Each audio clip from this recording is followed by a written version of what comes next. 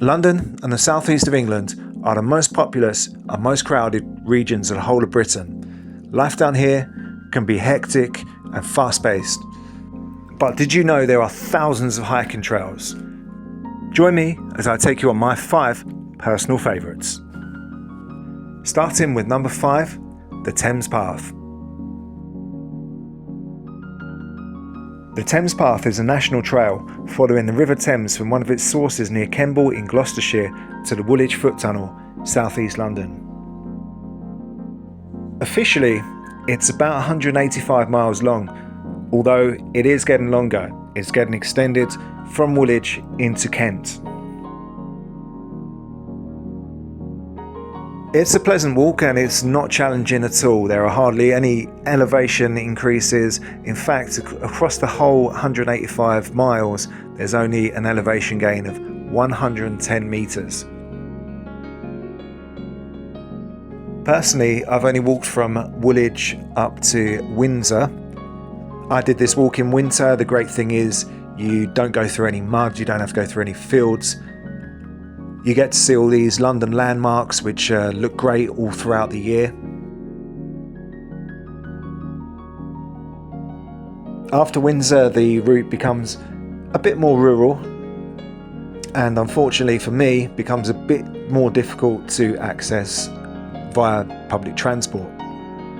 One of the great things I really liked about it was I got to see places I wouldn't usually see in London, like Kew, Richmond, some of the East End docklands. It's a very historic walk. It's one I'd recommend for doing in sections, so maybe 20 miles from Woolwich to London Bridge or however long it is, for example, and then come back another day and do another section. You certainly can't wild camp in the middle of London.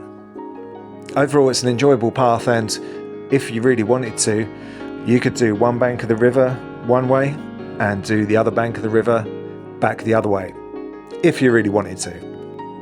Number 4, the Saxon Shore Way. Try saying that after you've had a skinful. The Saxon Shore Way starts in Gravesend and runs for 163 miles all the way around the old Saxon shoreline to Hastings. It's a very varied walk, starting off in the industrial North Kent, across Cliff Marshes, through Medway, through the creeks and into the market town of Faversham, then passes through Whitstable and Herne Bay before turning inland until Sandwich. From Sandwich then to Deal, then to Dover, which is arguably the most picturesque section of the walk, and then it's on to the beautiful town of Rye before continuing along to Hastings via the Royal Military Canal. This is definitely one for those that love coastal hikes. You'll be covering most of the Kent coast and probably about half of the East Sussex coast on this route. It's one that's full of history as well, tracing the coast as it does of England as it was in Roman times.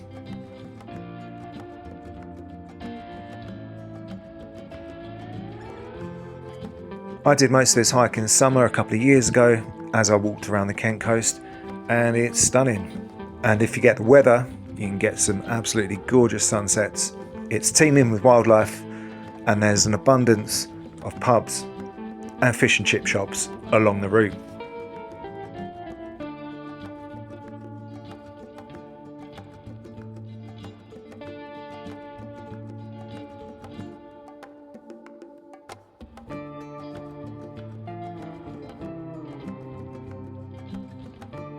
Number 3, the North Downs Way.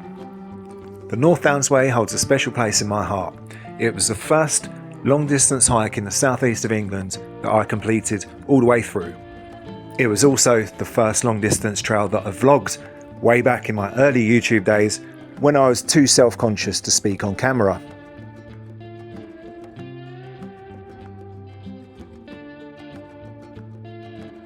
The trail is 153 miles long, starting in Farnham in Surrey, running into Dover in Kent, past Guildford, Dorking, Merstham, Otford and Rochester, through the Surrey Hills National Landscape and the Kent Downs area of outstanding natural beauty.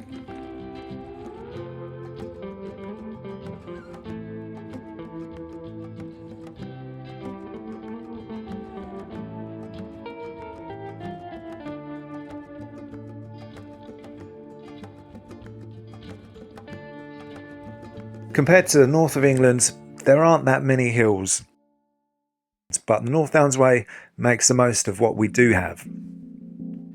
Running across the chalky soil of the North Downs, in some sections you can see London in one direction and the coast in others.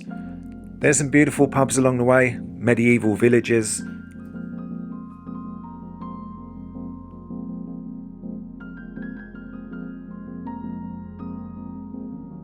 As it's a national trail, it's signposted really well. You can't really get lost. You don't really need a map, to be honest. At one point you'll reach Bourton Leys, which is where the trail divides. One section going to Dover via Canterbury inland, and then the other route via Etching Hill and Folkestone along the coast. Which option you take depends on you, whether you want to see Canterbury, the beautiful historic city, or you want to go the coastal route along the Wight cliffs, which are spectacular. Or you could do what I did and do them both.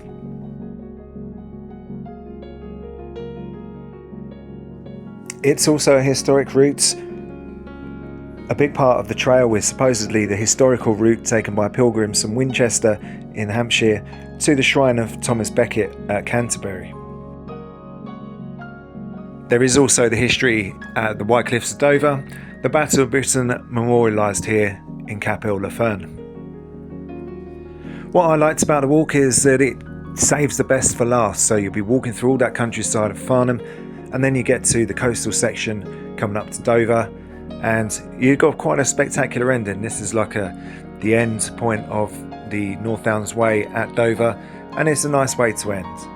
It feels like you've actually really accomplished something. Number 2, the Isle of Wight Coastal Path.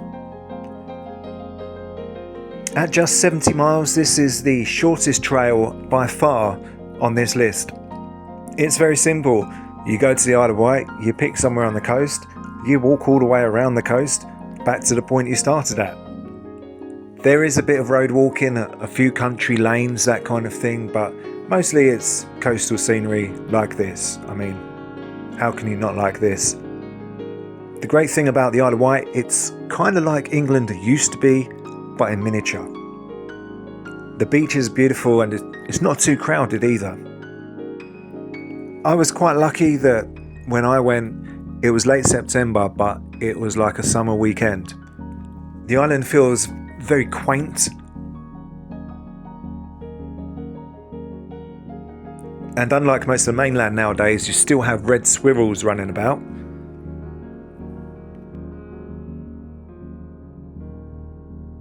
The coastal scenery is just beautiful. If you've never been to the Isle of Wight, I would recommend it, even though it costs a small fortune to get over there. Who knows, you might get lucky with the weather like I did. And the winner, the number 1 trail on this list, is the South Downs Way. This trail runs 100 miles from the beautiful city of Winchester in Hampshire to Eastbourne in East Sussex. Over the course of the 100 miles, there's an elevation of around 4,150 metres, which is about 3 Ben Nevises. As is often the case in the southeast of England, it isn't necessarily a spectacular route, it's a pleasant route. It can be challenging in places, but what I really like are the rolling hills, the landscapes, the beautiful towns, the villages along the way. The South Downs Way was inhabited 3,000 to 4,000 years ago in Neolithic times. There are tons of centuries old churches and buildings along the way. And more recently, it was used as a training ground for Allied troops in World War II. An area like southeast England can feel quite claustrophobic and hectic. You come out to the South Downs Way, the skies are big, there's lots of open space, tons of greenery. It's just a beautiful escape from modern life. Most of the time you're on the high chalk downland, so you're looking above everybody and everything. Most people take a week to do the route. I did it in 5 days and I was a spent force by the end of that. I've seen some people do it in 4 days. I don't know how they managed it.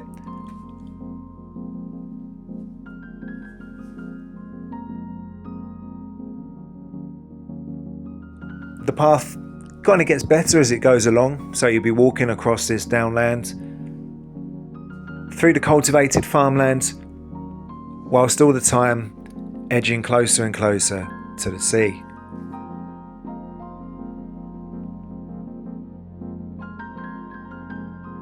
Speaking of being cultivated, if you're scared of cows, you might not want to do this trail. Even on a dark, gloomy afternoon, it's still a very atmospheric, enjoyable trail.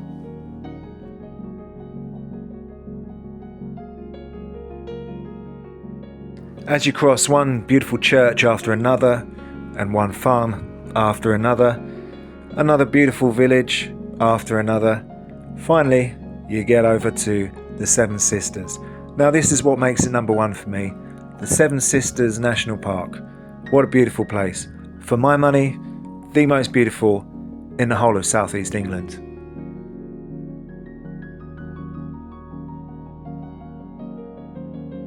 In fact, scratch that, not just southeast England, all of England, all of Britain, what the hell, all of Europe.